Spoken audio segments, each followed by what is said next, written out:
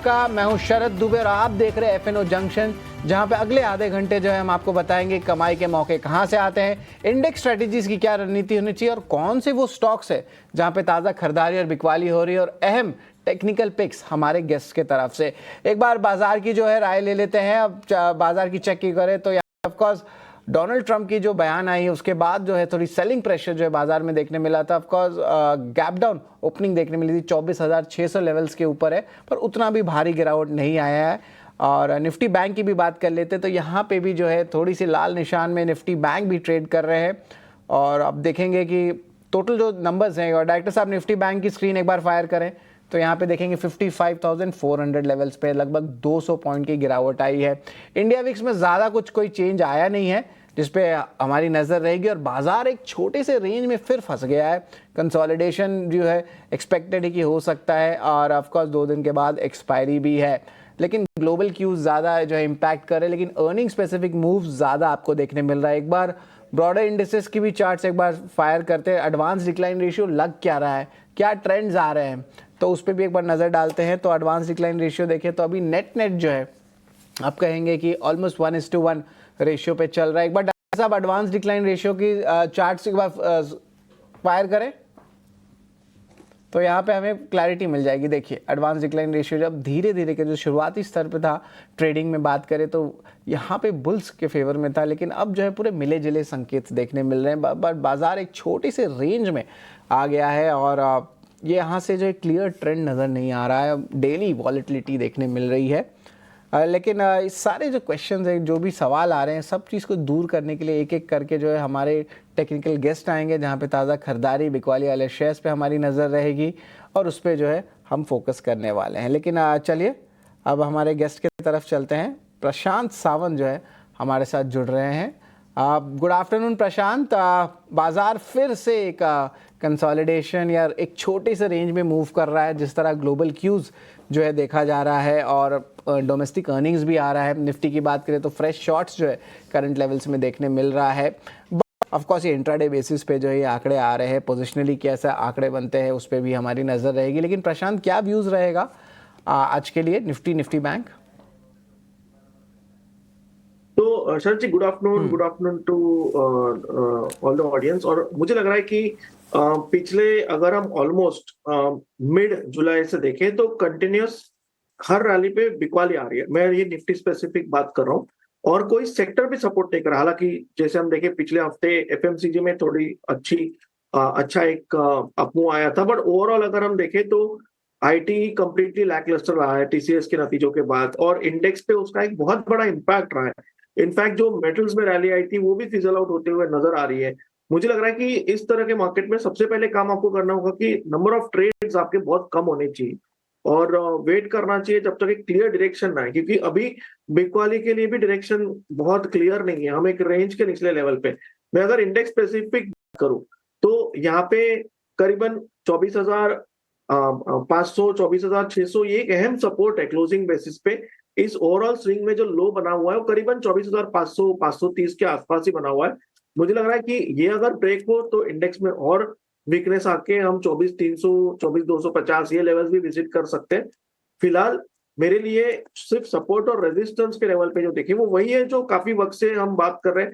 ऊपरी लेवल पे 24,800 840, और डाउन साइड लेवल पे जैसे मैंने बात की 24,450 24,500। तो हम इस रेंज के बिल्कुल बीचों बीच ट्रेड कर रहे हैं। तो मेरे हिसाब से निफ्टी नो ट्रेड जोन में है, ना लॉन्ग ना शॉर्ट। इनफैक्ट मैं काफी वक्त से इंडेक्स ट्रैक भी नहीं कर रहा हूँ, क्योंकि एक बार सिर्फ नजर आए कि ना 24,840 के ऊपर है ना 24,400 टूटा है, तो मेरे हिसाब से वो नो ट्रेड जोन में होगा। स्पेशली मेरी सलाह होगी ऑप्शंस में कोई भी अटेम्प्ट ना करें, क्योंकि अगर आज स्पाइक भी आए तो वो एक जिसे बोलते हैं हम बाय लक जब हम ट्रेड लेते हैं, उससे ट्रेड से मैं दूर रहता हूँ। इसलिए मेरे लिए इंडेक्स नो ट्रेड जोन में होगा। बैंक निफ्टी की अगर मैं बात करूं तो यहाँ पे भी एक क्लियर कट ऊपरी लेवल से डिस्ट्रीब्यूशन होके अब हम एक सपोर्ट पे आए जो करीबन 55,000 55,200 के आसपास है। अगर हम इसके नीचे क्लोज हुए तो मुझे लग रहा है कि एक जो प्रीवियस स्विंग लो बना हुआ था, अगर हम उसको ट्रैक करें वो बिल्कुल 55,100 है। ये अगर ब्रेक हो जाए तो बैंक निफ्टी में वीकनेस आ सकता है। जब तक ये लेवल बरकरार है मुझे लग रहा है हम इसी रेंज में कंसोलिडेट करेंगे। और यहाँ पे अभी दोनों ही, अगर हम इंडेक्स स्पेसिफिक बात करें, निफ्टी के लिए रिलायंस निफ्टी आईटी और बैंक निफ्टी के लिए एचडीएफसी बैंक, आईसीआईसीआई बैंक, ये दो कंपोनेंट्स बहुत अहम रहेंगे। जब तक इनमें एक डिसेंट मूव नहीं आती, मुझे नहीं लगता कि इंडेक्स को सपोर्ट मिल सकता है। तो overall index consolidation to weaker range में ही नजर आ रहा है, और मेरी सलाह होगी इन दोनों इंडेक्सेस में कोई भी ट्रेड में रेकमेंड नहीं करना चाहूँ। जी बिल्कुल, बहुत सटीक सलाह प्रशांत के तरफ से आ रहा है। जहां पे कंफ्यूजन दिखता है तो ऐसा नहीं कि आपको हर बार ट्रेड करनी है, करंट सिचुएशन में आप देखें तो ट्रेड ना भी कर सकते हैं। और ये प्रशांत का जो है व्यूज़ भी आया है कि नो ट्रेड, निफ्टी के लिए नो ट्रेड, निफ्टी बैंक के लिए भी नो ट्रेड। तो अगर इंडेक्स स्ट्रैटेजी में नो ट्रेड है तो स्टॉक्स पे तो कुछ ट्रेड शायद बन ही सकता है। तो उसीलिए हम अब नज़र डालेंगे कि कहाँ पे ताज़ा खरीदारी वाले शेयर्स हो रहे हैं।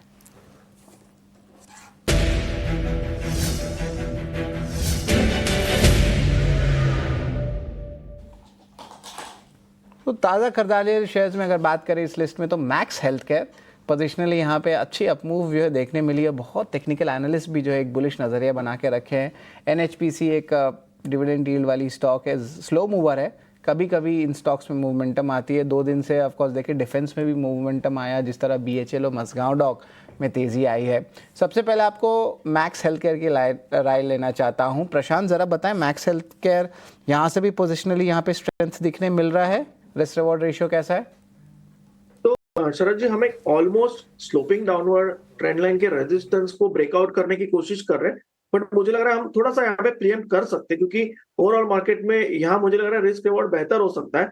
दूसरी बात, अगर हम देखें तो 20 दिनों के एवरेज के काफी ऊपर हम ट्रेड कर, हालांकि क्लोज नहीं हुए और 3 दिनों से वहां रेजिस्टेंस मिल रहा है, बट फिर भी अगर हम देखें हम 3-4 दिनों के हाई के ऊपर ट्रेड कर रहे हैं। इसी वजह से मैं यहाँ थोड़ा प्रीएम्प्ट करना चाहूंगा। हम अभी ऑलमोस्ट 1275 1275 पे ट्रेड कर रहे हैं। मेरे हिसाब से यहाँ पे 1255 के नीचे स्टॉप लॉस रख के बाय करने की सलाह होगी। टारगेट्स होंगे अगर हम देखें करीबन 1300 टारगेट वन, सिर्फ इस वजह से क्योंकि वो स्विंग आया था, बट ओवरऑल मुझे लग रहा है हम 1325 1320 तक भी जा सकते हैं। तो यहाँ पे डेफिनेटली एक पॉजिटिव नजरिया रहेगा। एनएचपीसी की जहां तक बात है, मुझे लग रहा है कि यहाँ पे हालांकि बेस फॉर्मेशन के इनिशियल साइंस नजर आ रहे हैं, बट टू अर्ली होगा। तो यहाँ पे अगर कोई ट्रेड करना चाहे तो मेरे हिसाब से कैश में करना चाहिए। एक ही वजह है कि 200 दिनों के एवरेज पे सपोर्ट ले रहा है, तो कैश में ट्रेड करके करीबन 81-50 81-50 के आसपास स्टॉप लॉस रखिए, और टारगेट जो स्विंग आए बने हुए थे करीबन 90 से लेके 92 तक भी ये जा सकता है। अच्छा, एक बार स्टॉप लॉस बताएं क्या था एक बार फिर से, और टारगेट प्राइस बताएं एनएचपीसी के लिए प्रशांत। 81-50 के आसपास स्टॉप लॉस रख के करीबन 90-92 के आसपास मुझे लग रहा है कि ये जा सकता है। अच्छा, 92 का टारगेट प्राइस, 81-81.5 का स्टॉप लॉस, इस पे जो है नज़र ज़रूर रखेंगे। एनएचपीसी हो गया, मैक्स हेल्थ केयर हो गया। बीएचईएल मैसगांव डॉक बहुत वॉलेटाइल काउंटर्स है, बहुत दिनों बाद डिफेंस स्पेस में तेज़ी आई है। इन स्टॉक्स में ट्रेड लें कि अभी रहने दें जब तक एक क्लियर ट्रेंड नहीं सामने आ जाता, क्योंकि वॉलेटाइल बहुत है काउंटर। बीएचईएल में अवॉइड करूंगा, क्योंकि ये ऑलमोस्ट बहुत वक्त के बाद, जब 20 दिनों की एवरेज ब्रेक हुई थी उसके बाद पहली बार 20 दिनों की एवरेज की तरफ पुल बैक आ रहा है, तो मैं इसको अवॉइड करना चाहूंगा। और अगर हम मसगांव डॉक, ये भी एक मेजर सपोर्ट ब्रेकडाउन होने के बाद सपोर्ट की तरफ रैली कर रहा है, तो हालांकि वीक मार्केट में पॉजिटिव प्राइस नजर आ रही है, बट ओवरऑल स्ट्रक्चर नेगेटिव है, तो इन दोनों को मैं अवॉइड करूंगा। जी बिल्कुल, आपने सही कहा है, दोनों स्टॉक्स को ही अवॉइड करते हैं। लिस्ट में कुछ ज़्यादा खास है नहीं। शॉर्ट कवरिंग भी देखें तो मारुति सुजुकी और भारत डायनामिक्स जैसे स्टॉक्स में जो है यहाँ पे शॉर्ट कवरिंग आ रही है। और फंडामेंटली भी देखें तो पैसेंजर व्हीकल्स के लिए अभी भी 1-2 महीने बाकी हैं जिस तरह पीवी की सेंटिमेंट आएगा। तो फंडामेंटली भी कोई बड़ा ट्रिगर मारुति के लिए आ नहीं रहा है, ना कि डायनामिक्स को लेके जो भारत डायनामिक्स है। और कोई आपके पास स्टॉक्स है प्रशांत जहाँ पे हम लॉन्ग में एक अच्छी मोमेंटम देखने मिल सकती है? क्योंकि मेरी लिस्ट तो एग्जॉस्ट हो चुकी है, कुछ खास दिख नहीं रहा है। और ऑफ कोर्स आपने सबसे इम्पोर्टेंट बात कहा कि हर बार ट्रेड लेना ज़रूरी नहीं है, और ज़्यादा ट्रेड्स इस समय लेके फ़ायदा नहीं है। तो आपके हिसाब से कोई और कंपनी है जहाँ पे लॉन्ग्स इनिशिएट कर सकते हैं, कोई सेक्टर्स में देखने मिल रही है? क्योंकि देखिए चर्न्स तो बहुत आ रहे हैं सेक्टरली, पर इस बेसिस पे भी पोजिशनली अगर कुछ खेला हो कोई सेक्टर, वो कौन सा रहेगा, और अगर है तो कौन सा स्टॉक है वो बताएं। तो शरद जी, यहाँ पे टीवीएस मोटर्स मुझे स्ट्रक्चर काफी अच्छा लग रहा है। एक रेंज ब्रेकआउट की कोशिश हो रही है, स्क्वीज जो थी प्राइस में वहां से बाहर आ रहा है। तो यहाँ पे मुझे लग रहा है कि हम अभी ऑलमोस्ट 2950 के ऊपर 2960 के आसपास ट्रेड कर रहे हैं, और आज का डे जो है 2913 यानी 2910 के आसपास। मुझे लग रहा है इसी के इर्द गिर्द करीबन 2915 2920 के आसपास स्टॉप लॉस रख के एक पोजिशनल अप्रोच यहाँ लेना चाहिए फॉर टारगेट्स अराउंड 3000, 3030, 3050। ओवरऑल मुझे लग रहा है कि ये रेंज ब्रेकआउट अगर सस्टेन करे तो यहाँ पे एक स्ट्रॉन्ग अपमूव आ सकती है। लाइक अच्छी अप मूव। और टू व्हीलर्स की बात करें तो देखिए ऑटो सेल्स अच्छा आ रहा है, ईवी सेल्स इन सेगमेंट में इनका मार्केट शेयर बढ़ रहा है। और इम्पॉर्टेंटली बता दो कि थोड़े दिन से में जो है फेस्टिव सीजन स्टार्ट होगा, तो त्यौहार अच्छा मूवमेंट ला सकता है, खास करके जिस तरह हम सोइंग सीजन में अच्छी इंप्रूवमेंट आई। थोड़ी देर पहले विश्वमोहन बताए जो हमारे कॉमोडिटीज़ के एक्सपर्ट है, हमारे इन हाउस एक्सपर्ट विश्वमोहन। और इंपॉर्टेंटली पानी जो मानसून है वो भी अबव एवरेज आ रहा है, तो सारे फैक्टर्स जो है ट्रिगर कर रहे हैं कि एक रूरल रिकवरी आ सकती है। और एक की बेनिफिशियरी टीवीएस मोटर्स रहेगा। आपके स्क्रीन पे स्टॉक जो है डेज हाई लेवल पे 2961 पे, तो यहाँ पे स्टॉप लॉस 2920 का है, टारगेट प्राइस 303050 का, 3030 3050। तो इस पे भी नज़र ज़रूर रखें। एक बार जल्द से रिवीजन करवा देते हैं प्रशांत के कॉल्स पे। निफ्टी बैंक पे कोई एक्शन ना लीजिए, ना ऑप्शंस पे लीजिए। मैक्स हेल्थ केयर पे जो है खरीदारी की राय आई है, लॉन्ग है, इनिशिएट किया, स्टॉप लॉस 1255 का, टारगेट प्राइस 1325 का। वही एनएचपीसी के बारे में बात करें तो इसमें कैश में जो है आप पोजीशंस लेंगे, टारगेट प्राइस जो है 19 to 92 के बीच है और स्टॉप लॉस 81 to 81.5 के बीच है। और टीवीएस मोटर हमने अभी बता दी। तो तीन जो है खरीदारी के कॉल्स जो है ये हमें देखने मिल रहे हैं प्रशांत की तरफ से। चलिए एक छोटा सा ब्रेक ले लेते हैं, ब्रेक के उस पार बिक्री वाले शेयर्स पे नज़र डालेंगे और कौन से अहम टेक्निकल पिक्स बाकी हैं प्रशांत के, वो भी हम शेयर करेंगे।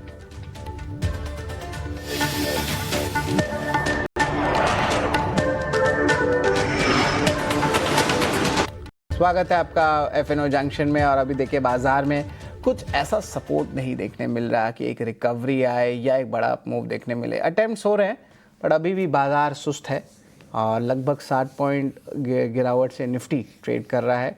और वहीं निफ्टी बैंक की बात करें तो कहानी ऑलमोस्ट सेम है और एकदम एक छोटे से रेंज में निफ्टी बैंक दोनों ही आपके जो इंडिसेस है यहाँ पे आए हुए हैं। और देखिए निफ्टी बैंक 55,500 लेवल्स पे है। छोटी सी रिकवरी अटेम्प्ट दोनों ही इंडिसेस कोशिश कर रहे हैं एज ऑफ नाउ। लेकिन चलिए अभी कौन से स्टॉक्स है जहां पे ताज़ा बिकवाली हो रही है उस पर नज़र डालते हैं।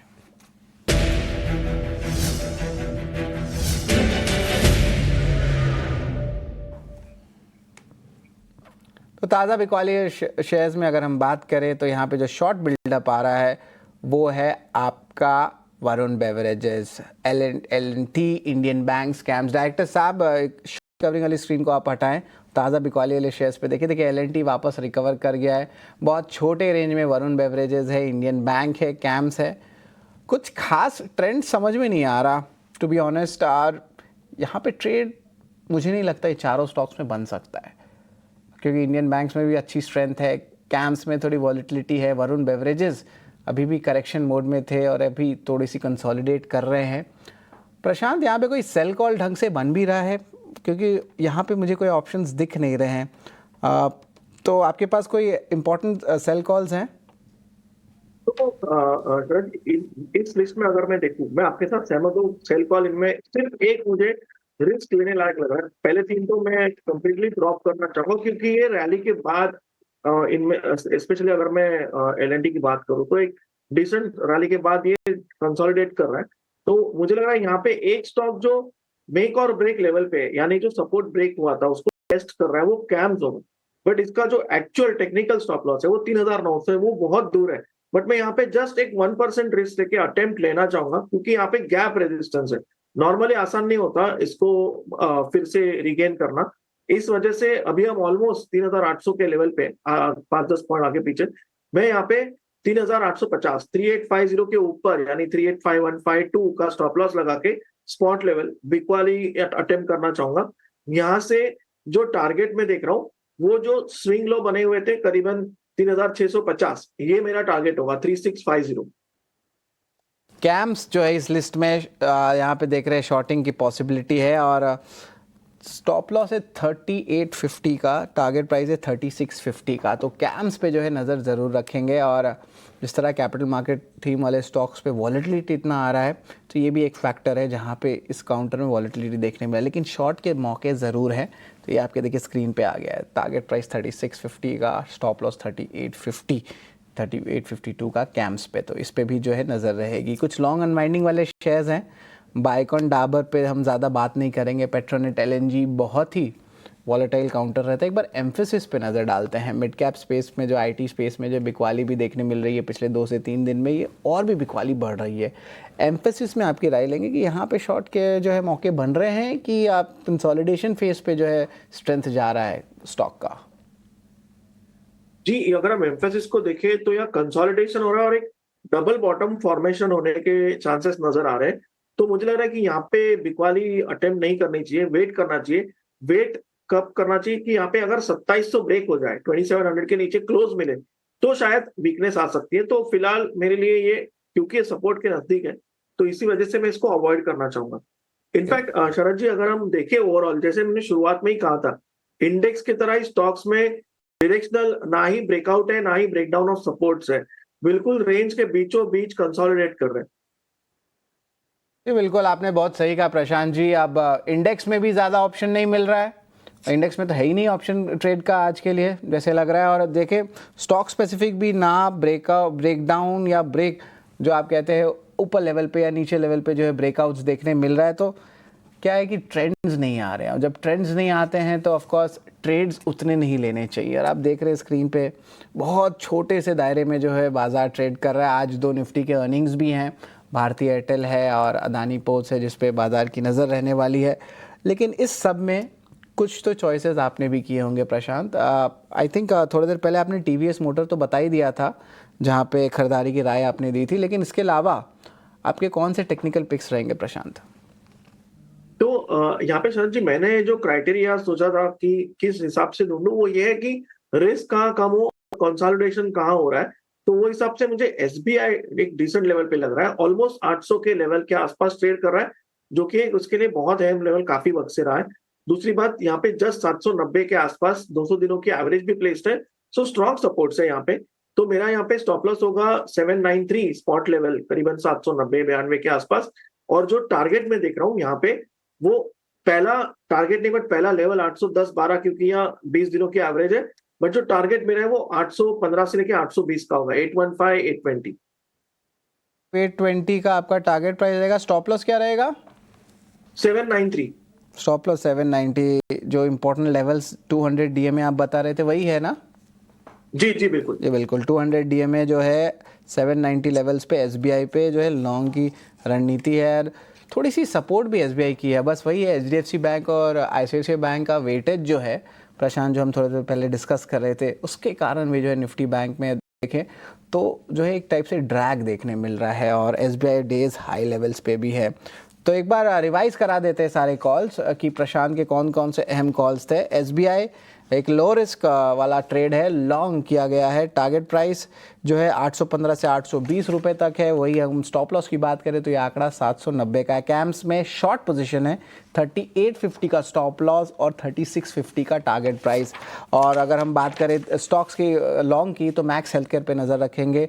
टारगेट प्राइस 3025 का है, स्टॉप लॉस 1255 का है। एनएचपीसी देखें यहाँ पे भी कैश में जो है खरीदारी करें, target price 90 to 92, stop loss 81 to 81.5। TVS motor आखिर में stop loss 2920, target price 3030 to 3050। धन्यवाद प्रशांत, आप हमारे साथ जुड़े और वायदे बाजार की जो आपकी टेक्निक्स हैं, और अहम बात है कि साइकोलॉजी क्या है, ट्रेडिंग साइकोलॉजी, वो भी आपने शेयर किया।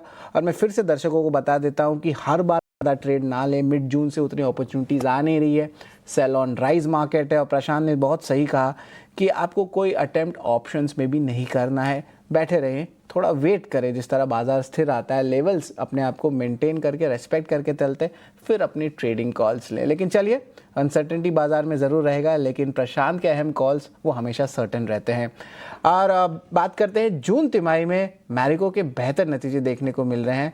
आय और एबिडा अनुमान के मुताबिक रहे, लेकिन मार्जिन में थोड़ा दबाव दिखा है। मार्जिन में सुधार के लिए क्या रणनीति है, इस पर ईटी नाउ स्वदेश से बातचीत में मैनेजमेंट ने क्या कहा, इसका अहम हिस्सा आपको सुनाते हैं। So before I talk about margins, yes, you're right in terms of top line performance, काफी अच्छा रहा है. In fact, this has been the sector leading industry best volume and revenue growth.